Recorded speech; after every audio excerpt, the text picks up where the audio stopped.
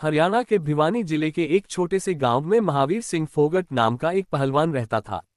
उसने अपने समय में कुश्ती में बहुत नाम कमाया था, लेकिन गरीबी और पारिवारिक जिम्मेदारियों के कारण वह देश के लिए गोल्ड मेडल जीतने का अपना सपना पूरा नहीं कर पाया। उसके मन में हमेशा ये दर्द रहता था कि काश वह भारत के लिए कुछ बड़ा कर पाता। महावीर ने तय किया कि उसका बेटा एक दिन देश के लिए गोल्ड मेडल जीतेगा। लेकिन किस्मत ने कुछ और ही लिखा था। उसे लगातार 4 बेटियां हुई, गीता फोगट, बबीता कुमारी, ऋतु और संगीता। बेटा न होने के कारण उसका सपना अधूरा सा लगने लगा और उसने उम्मीद छोड़ दी। लेकिन एक दिन सब कुछ बदल गया। गीता और बबीता ने मोहल्ले के लड़कों को बुरी तरह पीट दिया। जब महावीर को ये बात पता चली तो उसे एहसास हुआ कि उसकी बेटियां भी किसी से कम नहीं हैं। उसी दिन उसने फैसला किया कि वह अपनी बेटियों को पहलवान बनाएगा, चाहे समाज कुछ भी कहे। इसके बाद शुरू हुआ एक कठिन सफर। महावीर ने अपनी बेटियों की जिंदगी पूरी तरह बदल दी। सुबह 5 बजे उठना, कड़ी एक्सरसाइज, दौड़ना, मिट्टी में कुश्ती करना, ये सब उनकी दिनचर्या बन गया। उसने उनकी डाइट भी बदल दी और उनके बाल छोटे करवा दिए ताकि वे आसानी से लड़कों के साथ कुश्ती कर सकें। गांव के लोग उनका मजाक उड़ाते थे, लड़कियां कुश्ती करेगी, ये समाज के खिलाफ माना जाता था।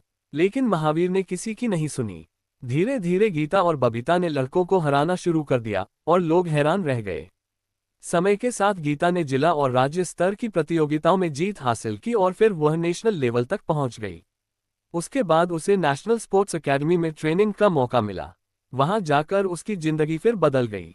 नई ट्रेनिंग और कोच की अलग तकनीक के कारण गीता का प्रदर्शन गिरने लगा। वह मैच हारने लगी और आत्मविश्वास खोने लगी। दूसरी तरफ उसके पिता महावीर उससे दूर थे और उसे सही मार्गदर्शन नहीं मिल रहा था। एक समय ऐसा आया जब गीता को अपनी गलती का एहसास हुआ। उसे समझ आया कि उसके पिता की ट्रेनिंग ही सही थी। उसने फिर से अपने पिता से संपर्क किया और उनकी पुरानी तकनीकों को अपनाया।